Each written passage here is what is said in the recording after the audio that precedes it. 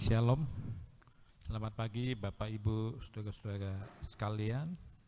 Sama-sama kita mau mendengarkan firman Tuhan, walaupun kita masih ibadah online, tetapi kiranya semangat, animo, dan kerinduan kita untuk mendengarkan sabda Tuhan tidak menjadi hilang, malah mungkin bisa bertambah-tambah saudara-saudara, karena kita mau mendengar perkataan bukan perkataan manusia.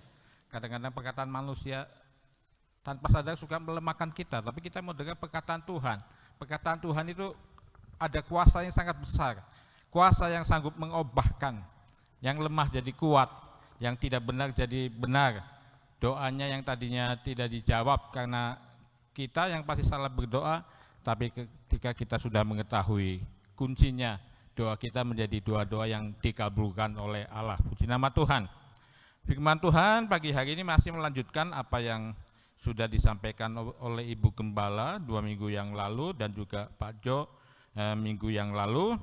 Kalau 2 minggu lalu Ibu Gembala judul firman Tuhannya adalah doa yang dikabulkan Allah. Masih sama, saya hanya menambahkan doa-doa yang dikabulkan Allah. Kita akan melihat contoh-contoh lain, anak Tuhan yang lain yang namanya dicatat di Alkitab. Bagaimana doa-doanya dikabulkan Allah. Kita sudah dapat contoh doa Daniel waktu Ibu Gembala khotbah, luar biasa. Tuhan menjawab doa Daniel, dan jawaban doa Tuhan kepada Daniel tidak hanya berlaku pada masa Daniel pada waktu itu. Pada waktu itu bangsa Israel sedang ada dalam pembuangan di kerajaan Babel, saudaraku, dan Yerusalem ditinggalkan kosong, hancur, demikian juga bait Allah, tapi juga jawaban buat hari-hari terakhir ini di mana kita hidup. Jadi ini bagian yang saya ingin menguatkan kembali hal ini karena ini bagian yang sangat penting dalam hidup kita sebagai orang percaya di tengah-tengah dunia ini yang tidak mengenal Allah yang benar. Jadi kita harus mengalami doa yang dikabulkan Allah. Kalau enggak, kita sendiri akan menjadi stres, kok doanya enggak dikabulkan Allah, padahal karena kita salah berdoa seperti firman Tuhan yang Yakobus katakan, berdoa menuruti hawa nafsu. Ada juga yang lain yang tidak dijawab doanya. Ada ayat di Amsal katakan, doa orang fasik kejijikan bagi Tuhan. Kejijikan, jadi Tuhan nggak dengar. Ya kalau kita lihat hal-hal yang bau juga kan nggak mau deket-deket, jijik, bau, saudara. Demikian juga doa orang fasik. Jadi mari kita sudah mendapatkan berkat lewat khotbah Ibu Gembala dan juga Pak Jo juga kasih contoh minggu kemarin bagaimana Josh Mueller setiap doanya terutama untuk masalah kebutuhan makan minum untuk ribuan mungkin belasan ribu yatim piatu didengar oleh Tuhan ya. Oke, doa-doa yang dikabulkan Allah adalah doa-doa atau permohonan yang sesuai dengan kehendak Allah atau firman Allah. Sebab banyak orang Kristen itu nggak mengerti soal ini, sehingga ketika doanya tidak dijawab Tuhan itu mereka menjadi pundung, mereka marah, bahkan tidak sedikit yang meninggalkan Tuhan. Padahal bukan Tuhan yang salah, mereka yang belum memenuhi aturan firman Tuhan, yaitu berdoa sesuai dengan kehendak Tuhan. Inilah yang harus kita pelajari supaya benar-benar kita memahami sehingga akhirnya doa-doa kita dikabulkan Allah. Jadi doa-doa permohonan yang dikabulkan Tuhan karena permohonannya sesuai dengan kehendak Tuhan, firman Tuhan. Kemarin Pak Jo juga udah nyampein salah satu ayatnya, saya sitik lagi. Doa yang dikabulkan Allah adalah mencari kerajaan surga terlebih dahulu, bukan cari dunia dulu. Seringkali yang belum ngerti kan cari dunia dulu. Mencari kerajaan surga terlebih dahulu, tetapi carilah dahulu kerajaan Allah dan kebenarannya, maka semuanya itu akan ditambahkan kepada semuanya itu apa yang menjadi kebutuhan hidup kita. Di dunia ini menjadi kehidupan pelayanan kita juga sebagai anak-anak Tuhan yang melayani, hamba Tuhan yang melayani juga ada banyak kebutuhan dalam pelayanan, saudara. Kalau hamba Tuhan yang nggak cari kerajaan surga terlebih dahulu, semua kebutuhan pelayanan di dunia juga Tuhan tidak akan tambahkan. Tapi kalau memang mencari kerajaan surga lebih dahulu, maka janji Tuhan semuanya akan ditambahkan, sandang, pangan, papan, dan lain sebagainya. Yang kedua, mengandalkan Tuhan. Yeremia 17 ayat 7.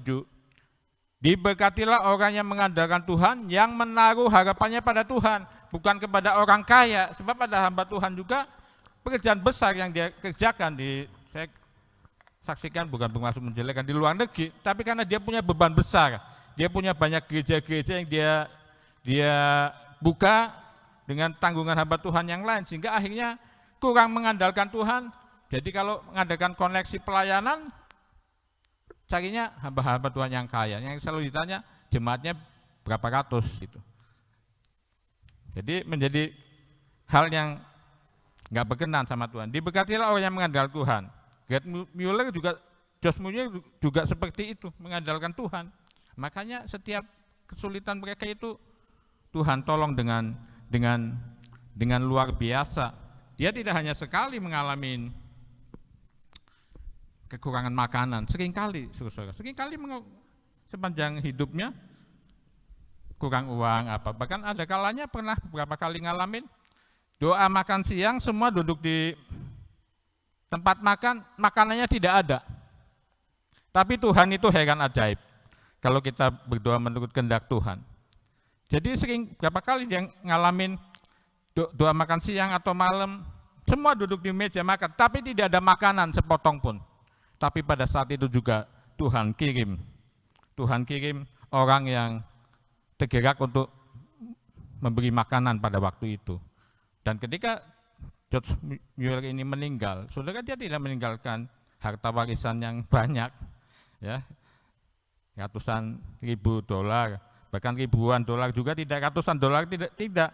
Tetapi ketika George Mueller ini dipanggil Tuhan karena tugasnya sudah selesai, dia hanya meninggalkan sekitar 17 pound sterling sekian sen harta warisan dia. Tapi ada harta warisan yang berharga adalah Tuhan. Kalau mengikuti kehendak Tuhan pasti dipelihara di dunia ini dan di masa yang akan datang. Dikatakan juga ayat 8-nya, Yeremia 17, ia akan seperti pohon yang ditanam di tepi air, yang merambatkan akar-akarnya ke tepi batang air, dan yang tidak mengalami datangnya panas terik, yang daunnya tetap hijau, yang tidak khawatir dalam tahun kering, dan yang tidak berhenti menghasilkan buah. Ya, ini lebih kepada hal-hal rohani, saudara. Tapi hal jasmani pun dijamin oleh Tuhan kalau mengandalkan Tuhan sepenuhnya. Yang ketiga juga berdoa menurut kehendak Tuhan adalah, saya hanya 3 hal saja ya, banyak firman Tuhannya. Memohon menurut keperluan. Filipi 4 ayat 19. Allahku akan memenuhi segala keperluanmu menurut kekayaan dan kemuliaannya dalam Kristus Yesus. Allahku, kata Paulus kepada sidang di Filipi, dan juga kepada kita semua pada pagi hari ini. Allahku akan memenuhi segala keperluanmu menurut kekayaan dan kemuliaannya dalam Kristus Yesus. Dan ini sudah dialami oleh Mueller, ya, akan memenuhi, dan kita semua memenuhi segala keperluanmu. Jadi bukan hanya keperluan secara makanan saja, atau sandang pangan, atau mungkin papan tempat tinggal. Walaupun papan tempat tinggal itu bisa aja Tuhan kasih kepercayaan rumah, atau mungkin ngontrak, bisa ngontrak, atau ada orang yang kasih pinjam rumahnya, dan sebagainya. Segala keperluan tidak hanya keperluan sandang pangan dan tempat berteduh saja, bisa apa saja sesuai kebutuhan kita masing-masing dalam pekerjaan, dalam pelayanan, dan sebagainya. Saya kasih contoh satu di sini, contoh kehidupan Salomo sebagai raja. Ini ketika Salomo baru masih muda, belum punya pengalaman, tapi karena Daud sudah dipanggil pulang ke surga, dia menggantikan. Dan mari kita lihat contoh kehidupan Salomo sebagai raja. Doa Salomo 1 Raja-Raja pasal 3 ayat 3 sampai 14. Saya bacakan. Dan Salomo menunjukkan kasihnya kepada Tuhan dengan hidup menurut ketetapan-ketetapan Daud ayahnya. Hanya ia masih mempersembahkan korban sembelihan dan ukupan di bukit-bukit pengorbanan. Pada suatu hari raja pergi ke Gibeon untuk mempersembahkan korban, sebab disitulah bukit pengorbanan yang paling besar. 1000 korban bakaran dipersembahkan Salomo di atas mezbah itu. Di Gibeon itu Tuhan menampakkan diri kepada Salomo dalam mimpi pada waktu malam. Berfirmanlah Allah, mintalah apa yang hendak kuberikan kepadamu. Tuhan beri tawaran minta, jadi Tuhan nggak batasi mau minta apa. Itulah Tuhan kadang-kadang, bukan kadang-kadang, hampir selalu Tuhan begitu. Tuhan ingin mendengar dari jeritan hati kita. Salomo pada kisah ini, apa yang dia minta? Dia bisa minta apa saja, Tuhan tidak kasih batasan. Dan kita akan lihat ayat selanjutnya. Lalu Salomo berkata, engkaulah yang telah menunjukkan kasih setiamu yang besar kepada hambamu Daud, ayahku, sebab ia hidup di hadapanmu dengan setia, benar dan jujur terhadap engkau. Dan engkau telah menjamin kepadanya kasih setia yang besar itu, dengan memberikan kepadanya seorang anak yang duduk di tatanya seperti pada hari ini. Maka sekarang ya Tuhan Allahku, engkaulah yang mengangkat hambamu ini menjadi raja menggantikan Daud ayahku, sekalipun aku masih sangat muda dan belum berpengalaman. Demikianlah hambamu ini berada di tengah-tengah umatmu yang kau pilih, suatu umat yang besar, yang tidak terhitung dan tidak terkira banyaknya. Maka berikanlah kepada hambamu ini hati yang faham, menimbang perkara untuk menghakimi umatmu dengan dapat membedakan antara yang baik dan yang jahat. Sebab siapakah yang sanggup menghakimi umatmu yang sangat besar ini? Salomo tidak minta kemegahan, Salomo tidak minta kekayaan, Salomo tidak minta kedudukannya langgeng, Salomo tidak minta umur panjang. Tapi yang dia minta adalah hikmat, ya, supaya dia menggantikan, dapat mengadili kalau ada masalah, dapat menghakimi dengan antara yang baik dan yang jahat.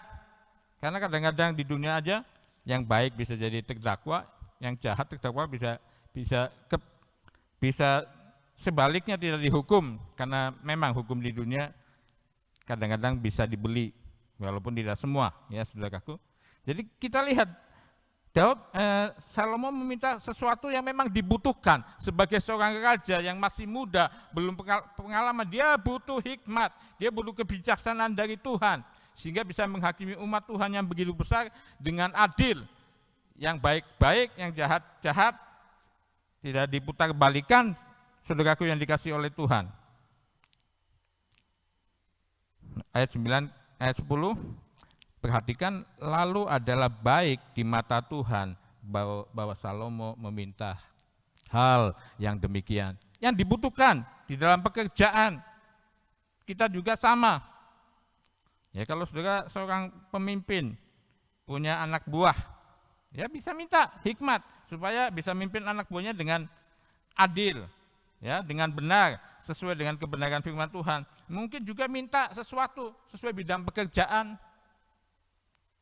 Mungkin pekerjaannya misalkan dagang, ya minta hikmat dari Tuhan supaya cara dagang yang berkenan kepada Tuhan sehingga diberkati Tuhan. Ahli teknologi apapun, minta hikmat dari Tuhan karena sumber segala sesuatu termasuk teknologi juga adalah berasal dari Tuhan dan lain sebagainya.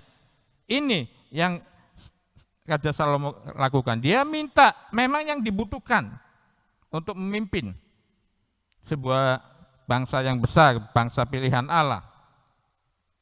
Ayat 11, jadi berfirmanlah Allah kepadanya, oleh karena engkau telah meminta hal yang demikian dan tidak meminta umur panjang atau kekayaan atau nyawa musuhmu, melainkan pengertian untuk memutuskan hukum.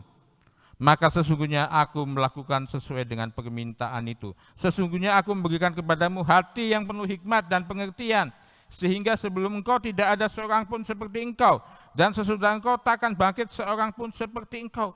Tuhan beri hikmat yang luar biasa yang dari Tuhan, yang gak pernah ada, baik orang-orang sebelum dia, raja-raja sebelum dia maupun sesudahnya. Hikmat dari Tuhan itu gak ada yang bisa menandingi. Bahkan ayat 13, dan juga apa yang tidak kau minta aku berikan kepadamu, baik kekayaan maupun kemuliaan, sehingga sepanjang umurmu tak akan ada seorang pun seperti engkau di antara raja-raja. Karena permintaannya berkenan kepada Tuhan, sesuai kehendak Tuhan, meminta menurut keperluan dia sebagai seorang raja. Yang tidak minta juga Tuhan beri. Tuhan Allah itu Tuhan yang senang memberi, saudara. Asal kita berkenan kepada dia hidupnya, asal permintaan kita itu sesuai dengan firman Tuhan. Makanya khotbah kemarin Pak Ajo itu untuk kita itu penting juga untuk kita mengetahui kehendak Tuhan yang sempurna. Sehingga kalau kita minta sesuatu cepat atau lama sesuai waktu Tuhan, pasti Tuhan kabulkan doa kita. Jadi penting itu kita bertumbuh dalam pengenalan akan Tuhan dan kehendak Tuhan lewat kita membaca firman, senang baca firman, merenungkannya, bahkan mencatatnya kalau perlu dan lain sebagainya. Sudah luar biasa sampai ayat 13. Ya kan tidak minta kekayaan, kemuliaan, Tuhan kasih itu. Tapi belum cukup. Inilah kalau berkenan sama Tuhan, Tuhan cara memberkatinya juga berlimpah, luar biasa. Ayat 14 masih ada NB. Saya kasih ini NB, catatan khusus ayat 14. Dan jika engkau hidup menurut jalannya yang kutunjukkan dan tetap mengikuti segala ketetapan dan perintahku sama seperti ayahmu Daud, maka aku akan memperpanjang umurmu. Luar biasa Tuhan itu.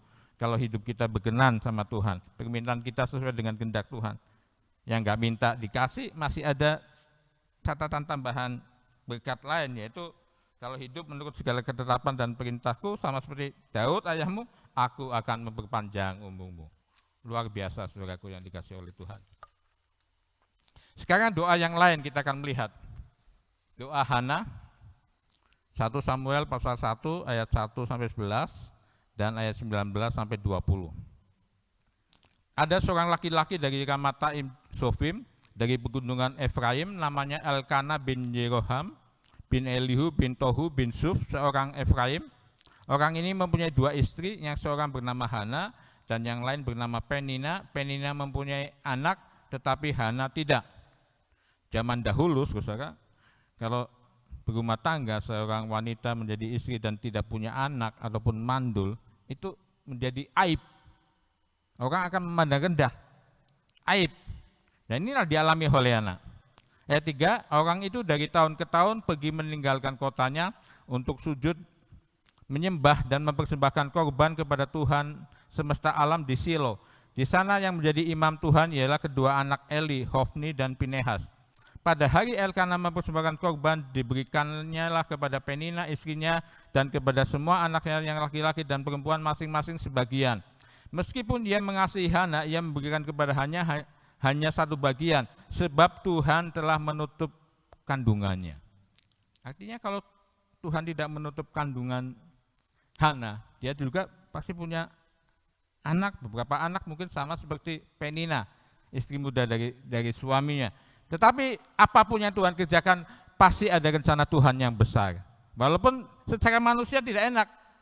Sebagai seorang istri sudah bertahun-tahun menikah, nggak punya anak, ditutup kandungannya. Apapun, Tuhan menutup kandungannya juga ada maksud Tuhan. Ayat 6, tetapi madunya selalu menyakiti hatinya, supaya ia gusar, karena Tuhan telah menutup kandungannya. Demikianlah terjadi dari tahun ke tahun. Setiap kali Hana pergi ke rumah Tuhan, Penina menyakiti hati Hana sehingga ia menangis dan tidak mau makan.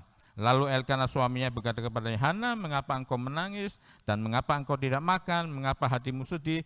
Bukankah aku lebih berharga bagimu daripada 10 anak laki-laki? Sebenarnya baik kasih Elkana kepada Hana. Bagi dia Hana tetap lebih berharga daripada 10 anak laki-laki, walaupun mungkin Elkana tidak tahu mengapa Hana, istri tuannya, menangis. Dia mungkin tidak tahu bahwa setiap tahun kalau beribadah, Penina selalu menyakiti hati daripada Hana. Ya, sehingga dia berkata, mengapa engkau menangis dan mengapa engkau tidak tahu makan. Jadi dalam berumah tangga juga, ya semua harus tahulah, terbuka gitu ya. Semua harus tahu, suami harus tahu keadaan istri, demikian juga sebaliknya, orang tua kepada anak, anak kepada orang tua dan sebagainya. Ayat 9, pada suatu kali setelah mereka habis makan dan minum di Silo, berdirilah Hana sedang Imam Eli duduk di kursi dekat tiang pintu bait suci Tuhan. Dan dengan hati pedih ia berdoa kepada Tuhan sambil menangis terseduh-seduh, kemudian bernasarlah ia.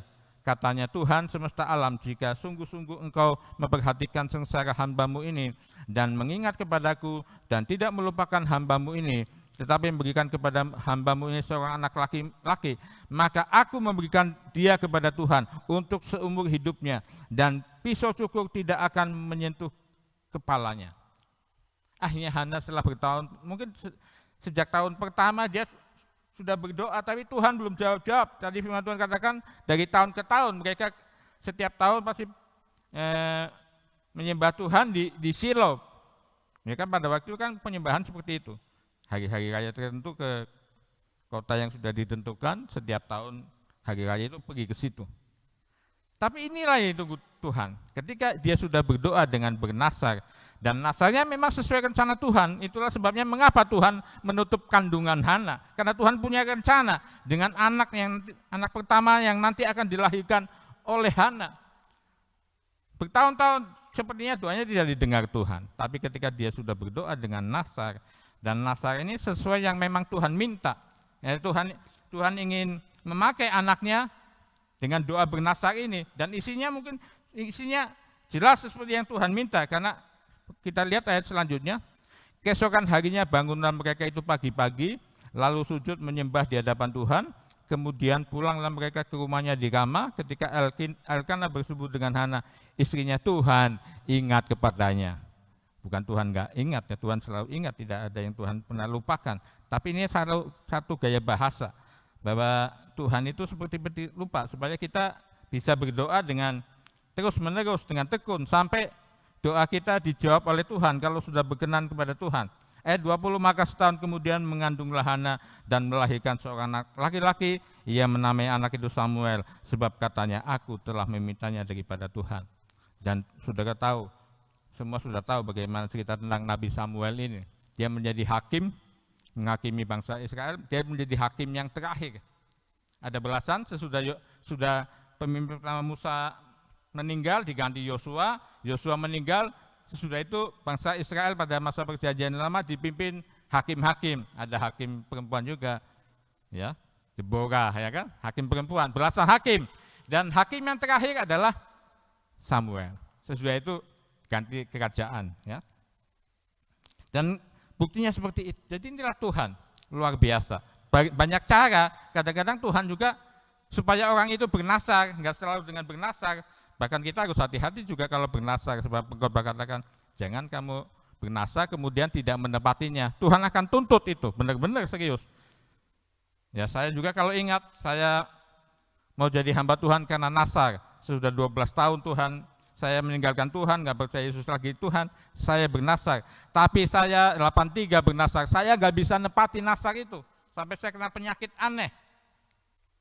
Tapi dengan kekuatan Tuhan, akhirnya saya bisa memenuhi nasar itu, ya sampai sekarang berdiri di hadapan saudara semua yang dikasih oleh Tuhan. Jadi ada kalanya ya cara Tuhan beda-beda lah, ya. Kepada Hana, memang Hana harus bernasar supaya nasar itu digenapi, dan faktanya seperti itu. Contoh yang lain, doa Ishak untuk Ribkah, istrinya yang mandul. Kejadian 25 ayat 19 sampai 21, terjemahan baru. Inilah riwayat keturunan Ishak, anak Abraham. Abraham memperanakan Ishak, dan Ishak berumur 40 tahun ketika Ribkah, anak Betuel, orang Aram dari Padan Aram, saudara-saudara Laban, orang itu diambilnya menjadi istri. Berdoalah Ishak kepada Tuhan untuk istrinya, sebab istrinya itu mandul. Tuhan mengabulkan doanya, sehingga Ribkah istrinya itu mengandung. Kita melihat persoalan Ishak menikah, istrinya mandul. Tapi Ishak sebagai keturunan bapak segala orang percaya, kalau saudara di hadapan ya laki-laki lah mungkin, atau pelayan perempuan juga di hadapan orang yang minta, Pak ini saya mandul didoakan, bagaimana sikap kita? Apakah kita dalam hati, aduh takut juga ya mendoakan, atau seperti apa? Gitu kan? Dan kalau kita terjun dalam pelayanan, saudara-saudara, apalagi sebagai hamba Tuhan full time, kita nggak bisa menolak doa. Ada banyak orang, ya apa saja yang menjadi persoalan mereka, juga mereka minta didoakan hamba Tuhan karena percaya kepada Yesus. Minta, termasuk juga ada istri-istri yang mandul, minta didoakan. Suka tidak suka kita alami itu, saudara. Dalam pelayan kita mengalami itu. Saya juga pernah mengalami, yang saya ingat 2 kali. Ada satu keluarga yang sudah lama nikah, nggak punya anak, tapi puji Tuhan. Ya, karena firman Tuhan kan dalam Matius pasal 28 ayat 18 sampai 20 kan, Yesus berkata sebelum dia naik ke surga, segala kuasa ada di surga dan di bumi ada di dalamku. Karena itu pergilah, jadikan semua bangsa muridku, ajar mereka melakukan segala sesuatu seperti yang kukatakan baptislah mereka sebelumnya dalam nama anak Bapa Roh Kudus, ajar mereka melakukan segala sesuatu seperti yang kukatakan kepadamu. Dan ketahuilah Allah menyertai kamu senantiasa. Jadi yang terjun dalam pelayanan nggak usah khawatir. Tuhan menyertai apapun. Kan kita nggak bisa nolak. Waduh, doa untuk istri mandul makanya saya nggak deh. Waduh, saudara, bagaimana kita mau menangkan jiwa. Tapi jangan takut, jangan khawatir, saudara. Kalau kita memang menunaikan tugas amanat agung Tuhan Yesus, pergi jadikan semua bangsa mungkin. Aku mengetahui, ayat 20 kata, aku akan menyertai kau senantiasa. Senantiasa, jadi tidak pernah Tuhan tidak menyertai. Asal kita mengerjakan amanat agung Tuhan Yesus dengan benar. Aku menyertai engkau senantiasa sampai akhir zaman. Jadi kadang-kadang banyak doa yang aneh-aneh juga. Entah saya sudah pernah saksikan belum di sini. Kalau sudah ya saya minta maaf. Pernah waktu kami masih di Cianjur ada satu anak Tuhan, ya baru kenal sih, Pak ayo ke rumah saya ada yang sakit. Ya saya oke lah, itu waktu agak malam. Oke saya ke sana. Saya berpikir mungkin ada istrinya atau anak yang sakit. Ketika sudah sampai rumahnya saya tanya, mana yang sakit? Siapa yang sakit? Maaf Pak, yang sakit ayam-ayam kambing yang ada di kandang saya. Dia punya peternakan yang besar. Berapa kandang besar? Tolong Pak doain. Saya secara manusia gimana ini? Tapi kan minta doa masa kita tolak. Jadi saya masuk tiap kandang itu ada ratusan ayam, kambing juga. Dalam Yesus sembuh. Tapi memang itulah bukan saya, tapi karena Tuhan menyertai senantiasa sampai akhir zaman. Dan beberapa hari kemudian dia datang ke sekolah Alkitab, bawa satu bungkusan besar. Apa itu? Saya tanya, Pak ini daging kambing satu kaki buat Bapak. Loh kenapa Pak? Puji Tuhan Pak, kambing ayamnya udah sembuh semua. Jadi kadang-kadang ada permintaan yang tidak masuk akal, tapi jangan takut. Tuhan menyertai, bukan kita, karena Tuhan menyertai kita. Kalau itu berkenan kepada Tuhan untuk menyatakan kuasanya, ya bisa aja. Makanya doa yang dijawab Tuhan itu, dikabulkan Tuhan itu menjadi sangat penting, menjadi bagian hidup kita. Kita sendiri akan stres kalau doanya tidak dijawab, dan kita nggak bisa saksikan. Ketika orang lain minta didoakan, kita takut-takut, kita menjadi minder, saudara. Tuhan yang memanggil, Tuhan juga yang menyertai kita dengan tanda-tanda mujizat. Jadi kalau ada siapapun di antara saudara yang minta orang doa, doakan aja saudara. Ya. Tapi doanya selalu diakhiri kalau kehendak Tuhan gitu ya. Karena kan kita nggak tahu kehendak Tuhannya secara lebih persis. Jadi tidak ada referensi ayat bagaimana Ishak itu berdoa seperti apa. Nggak ada. Tapi saya berani katakan Ishak berdoa dengan iman untuk Ribka istri yang mandul. Kalau dia tidak punya iman, nggak mungkin dia berani berdoa. Dia punya iman. Dari mana Ishak punya iman?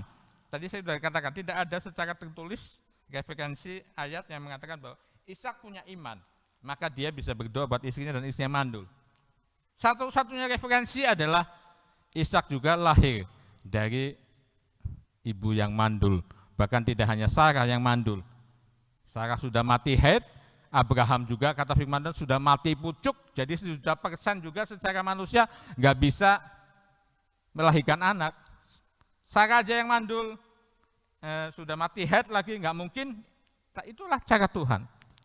Jadi pastilah sebagai orang tua, saya yakin Abraham dan Sarah ceritakan kamu dulu begini-begini, tapi karena Tuhan, ya Tuhan membuat kita percaya lahir. Jadi inilah, jadi saya yakin itu referensi bagaimana Ishak berdoa punya iman. Karena pastilah Abraham dan Sarah menceritakan bagaimana proses kelahiran dia. Bahkan kan sudah sangat tua, ya kan Ishak dilahirkan kan umur Abraham sudah 100 tahun, Sarah 90 tahun, udah kakek nini buyut. Tetapi kalau kehendak Tuhan semuanya juga bisa jadi, ya, karena tentu ada maksud Tuhan di balik itu semuanya.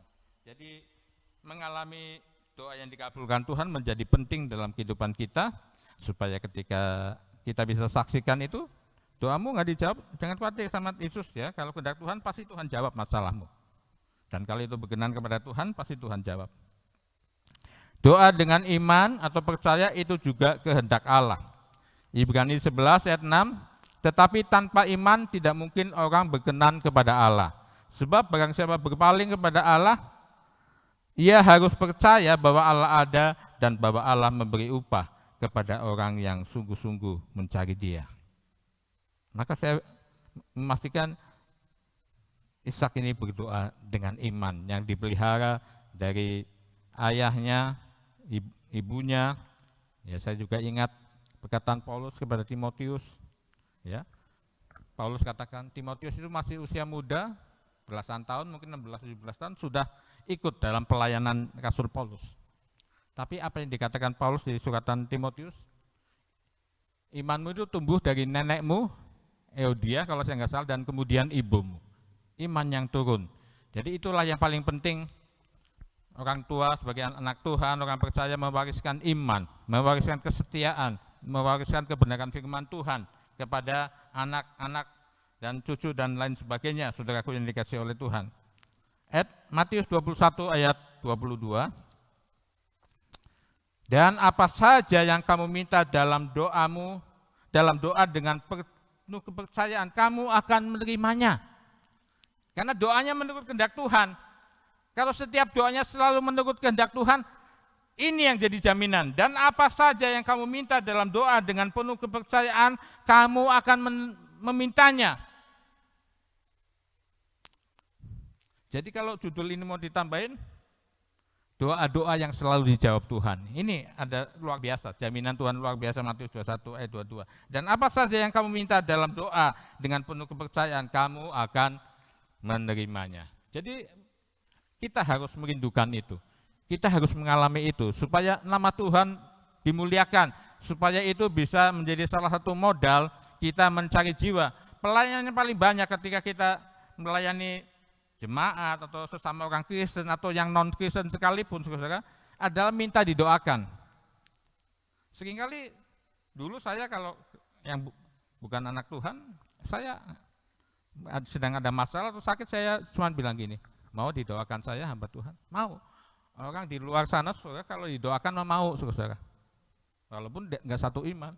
Ada sampai sekarang teman saya SMP masih budak, pengurus vihara. Kemarin waktu saya pulang tahun lalu pas hari apa sih? Saya lupa hari Tionghoa, hari raya Tionghoa. Ya dia pengurus vihara. Seringkali SMS, dia punya masalah, saya bilang, teman saya ini mau saya doakan, dia tahu saya hamba Tuhan. Oh iya. Jadi orang kalau didoakan biasanya respon, tapi tanya dulu. Tanya dulu, saya biasanya mau didoakan saya. Ya kalau nggak mau jangan. Mau, oke. Tapi saya berdoa dalam nama Tuhan saya ya. Ya kalau kehendak Tuhan bisa, saudara. Jadi kita bisa berdoa dengan penuh kepercayaan. Yohanes 16 ayat 1 sampai 8, mungkin saya tidak baca semua. Ini proses tentang Yesus pokok anggur, Bapak pengusahanya dan kita carang-carangnya. Kita harus nempel di pokok anggur itu, kalau enggak ya tidak terjadi. Makanya ayat 7 saja langsung saya bacakan. Dan 8, jikalau kamu tinggal di dalam aku, dan firmanku tinggal di dalam kamu, mintalah apa saja yang kamu kehendaki dan kamu akan menerimanya. Minta saja, Tuhan tidak dibatasi. Jadi ada kemungkinan kita juga, kalau kita menjadi seperti ini, tinggal di dalam Tuhan, firman Tuhan tinggal di dalam kita, saudara, bisa saja kita setiap doa-doa kita itu selalu dikabulkan Tuhan. Jadi kalau saya mau tambahin judul tema khotbah, doa-doa yang selalu dijawab Tuhan. Kemungkinan itu ada, bukan tidak ada. Asal kita ya sudah tinggal di dalam Tuhan, udah nggak pernah hati kita melekat kepada Tuhan. Firman itu tidak pernah kita lupakan, firman itu tinggal di dalam kita, berbuah di dalam tindakan kita, perbuatan. Iman kita kepada firman. Ya, saudara, di dalam perenungan kita firman, ada jaminan, mintalah apa saja yang kamu kehendaki dan kamu akan menerimanya. Jadi luar biasa Tuhan kita. Ya, ini berkenan kepada Tuhan, memberkati kita sendiri juga, dan menjadi berkat bagi orang lain, menjadi salah satu modal kita untuk kita pelayanan keluar kemanapun, saudara, kepada siapapun, supaya kita bisa berdoa dengan penuh kepercayaan. Tetapi kalau kita sendiri belum mengalami, kan kita jadi nggak yakin. Ya. Yakobus 5 ayat 16-17, ini waktu Ibu Gembala khotbah juga sudah disampaikan, saya hanya mengulangi lagi, cuman saya penekanannya ada pada ayat 17. Karena itu hendaklah kamu saling mengakui dosamu dan saling mendoakan supaya kamu sembuh. Doa orang benar, bila dengan yakin didoakan, sangat besar kuasanya. Doa orang benar, hidupnya orang benar itu orang yang sudah dibenarkan oleh darah Yesus, sudah menerima Yesus sebagai Tuhan, dan juga dia dibenarkan. Tetapi tidak hanya di situ, sampai situ, dia mesti bertumbuh dalam kebenaran setiap hari dalam hidupnya. Firman Tuhan mulai merasuk ke jiwanya, mulai mendominasi hidupnya, dan lain sebagainya. Itu sebuah proses, ya kan? Dan kita sudah melihat contoh-contohnya.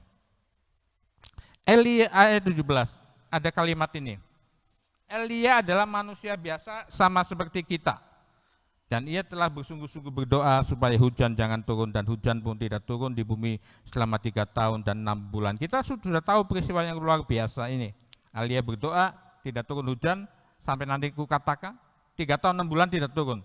Yaitu kehendak Tuhan untuk bangsa Israel, karena pada masa itu sangat berdosa, dipimpin oleh kerajaan Israel, dipimpin oleh Raja Ahab, raja yang sangat berdosa, punya istri juga Isbel, ya kan saudaraku. Itu juga lebih-lebih tukang tenun dan lain sebagainya. Tapi menarik, Elia adalah manusia biasa sama seperti kita. Kalau kalimat ini dihilangkan juga bisa, seperti ini misalkan. Karena itu hendaklah kamu saling mengaku dosamu dan saling mendoakan supaya kamu sembuh. Doa orang benar bila dengan yakin didoakan sangat besar kuasanya. Dan ia telah sungguh-sungguh berdoa supaya hujan jangan turun, dan hujan pun tidak turun di bumi selama 3 tahun dan 6 bulan.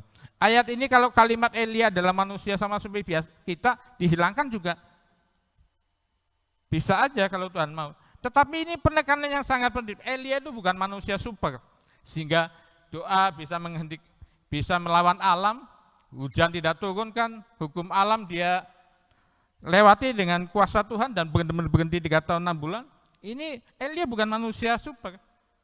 Waktu dia habis membunuh ratusan nabi-nabi Baal, dia kan dikejar-kejar mau dibunuh oleh Ratu Isabel. Dia sampai mereka diri dan berkata, Tuhan lebih baik aku mati saja. Berarti kan dia manusia biasa. Ayat ini ingin menegaskan kepada kita, Elia adalah manusia biasa sama seperti kita. Jadi kalau hidup kita, iman kita menjadi orang benar seperti Elia, kalau kehendak Tuhan bisa saja, karena diperlukan, kita bisa melawan hukum alam. Yosua juga pernah. Yosua pernah menghentikan apa? Matahari, ya kan, berhenti. Ini luar biasa, matahari berhenti. Karena pada waktu bangsa Israel sedang berperang, dan zaman dulu perang itu punya aturannya tidak tertulis. Kalau sudah matahari terbenam, perang harus berhenti, selesai tidak selesai. Tapi Tuhan memang ingin menumpas musuh bangsa Israel pada waktu itu, sehingga matahari berapa itu menurut, ya pokoknya dihentikan Tuhan selama berapa jam, mundur dari ukuran matahari punya siapa itu, saya agak lupa. Kalau kehendak Tuhan, akhirnya kan musuhnya dihabiskan. Kalau tidak seperti itu, berarti besok lagi mesti berperang. Jadi Tuhan itu luar biasa. Saya ingin mengakhiri firman Tuhan ini dengan, saya merasa saya harus menyaksikan ini, karena selama 30 tahun khotbah hari ini buat saya mungkin paling berat. Bukan berat menyiapkan tema khotbah atau isi khotbah, tidak. Tapi saya sendiri sedang mengalami sakit. Berhari-hari saya tidak bisa buang air. Menderita juga suka nggak bisa buang air. Sepanjang hari itu perut mules terus. Sudah puluhan kali ke kamar mandi bolak-balik, mules nggak keluar. Sampai tadi malam